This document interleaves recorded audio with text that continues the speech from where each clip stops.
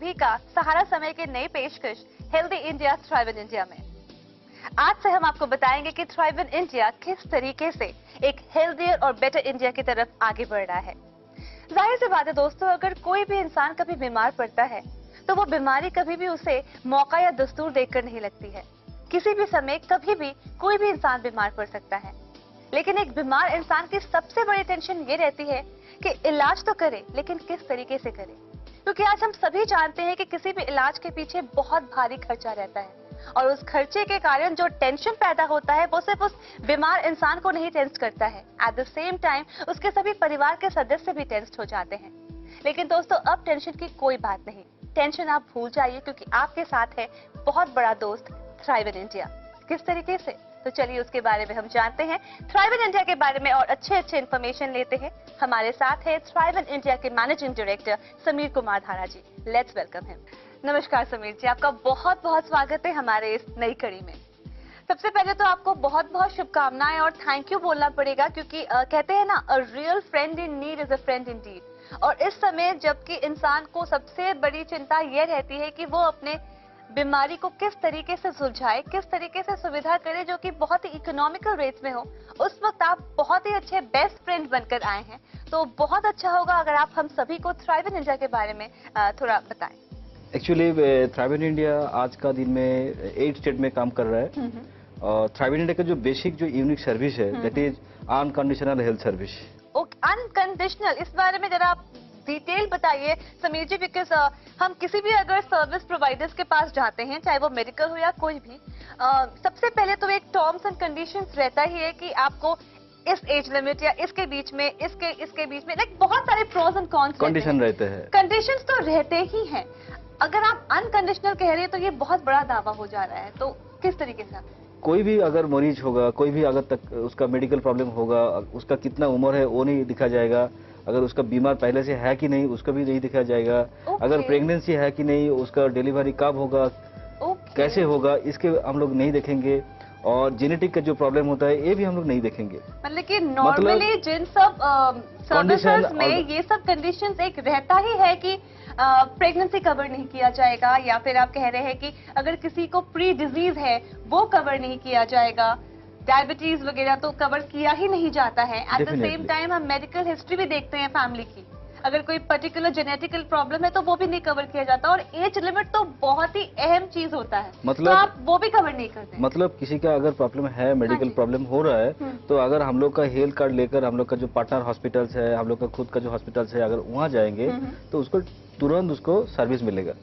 और दूसरी जो बात होता है इट्स अ वेरी कम खर्चे में, that is unconditional health service हम लोग दे रहे हैं। और ये बहुत सारा इकोनॉमिकल सोच के बना है। हेल्थ कार्ड जो है हम लोग कस्टमर को दे रहा है। हेल्थ कार्ड जो ले रहा है that is it's unconditional health service, और 5 साल के लिए, ऐसे तो नहीं 1 साल के लिए। और एक हेल्थ कार्ड का अंदर 5 फैमिली मेंबर 5 साल के लिए उसको पूरा सर्विस मिलती है। 1 minute Sameer ji, I am sorry आपको मैं इंटरप्ट कर रही हूँ, बिकॉज मुझे बहुत सारी बातें अनबिलीवेबल लग रही है, क्योंकि मैं खुद एक सर्विस ले रही हूँ इन मेडिकल या मेडिसिन में। लेकिन सबसे पहले तो ये भी कहा जाता है कि जिस दिन मैंने या फिर जिस ईयर मैंने वो सर्विस लिया, उस 1 साल या 2 साल तो मैं क्लेम ही नहीं कर सकती हूँ, मैं वो सर्विस प्रोवाइड ही नहीं कर सकती, मुझे सिर्फ premium. Welcome back after the break. Healthy India thrive in India के आज के इस पेशकश में अभी हमारे साथ मौजूद हैं थ्राइव इन इंडिया के यूपी और दिल्ली के जोनल मैनेजर अयूब हुसैन जी। तो चलिए उनका स्वागत करते हैं। अयूब जी, आपका बहुत बहुत स्वागत है। अयूब जी, सबसे पहले तो आपको मैं वेलकम कहूंगी और कांग्रेचुलेशंस भी कहूंगी कि अब आप भी थ्राइव इन इंडिया परिवार के एक सदस्य हैं।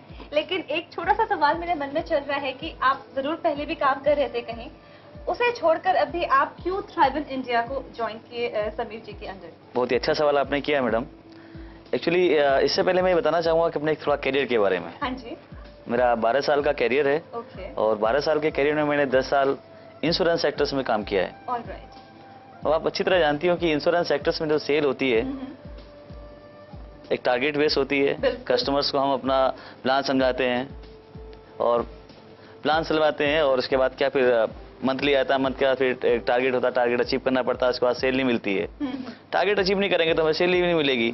इसलिए हम कितने झूठ बोलते हैं कस्टमर से। ये आज पहली बार किसी इंश्योरेंस के इंसान ने हमें सही बात कही है। नहीं, एक्चुअली आपने ये सवाल पूछा, मेरा दिल खुश हो गया और मैं चाह रहा था कोई मुझसे सवाल पूछे ये। हाँ जी। तो मुझे कितना झूठ बोलना हमें पड़ता है। आपको आपका ऑब्जेक्टिव है कि हमें टारगेट पूरा करना है। बिल्कुल, ये आप मेरा लक कहिए मैडम कि मैं बिल्कुल उब गया था उस इंश्योरेंस सेक्टर से। सही बात है। हाँ। अचानक शाम के 6:30 बजे थे और मैं अपना मेल खोल के बैठा तो मेरे मुश्ताक सर की थ्राइव इंडिया से एक मेल आई इंटरव्यू के लिए।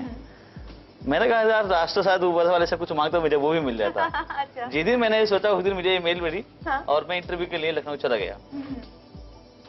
जाने से पहले एक सवाल और था कि कहीं ये थ्राइव इंडिया इंश्योरेंस सेक्टर की तरह काम तो नहीं करती, कहीं वो भी मुझसे झूठ तो झूठ नहीं तो नहीं बोल बोल पाएगी। because आप तो लेकिन मैं conscious पहले ही होकर डिसाइड कर देखा। चुका था कि वो झूठ बहुत नहीं नहीं बोलूंगा, बोलूंगा। हाँ। इसमें हुआ क्या कि थ्राइव इंडिया का मैंने मिशन और विजन पढ़ा इसका। अच्छा। तो मैंने डिसाइड कर लिया कि मैं इस थ्राइव इंडिया को ज्वाइन इसमें करूंगा। करेंगे। अब सवाल ये था कि इंटरव्यू में पास होंगे कि नहीं होंगे। परीक्षा की घड़ी तो बिल्कुल, तब परीक्षा थी। घड़ी हाँ। थी। तो मैं दिल्ली से सीधा लखनऊ बैठा और अच्छा।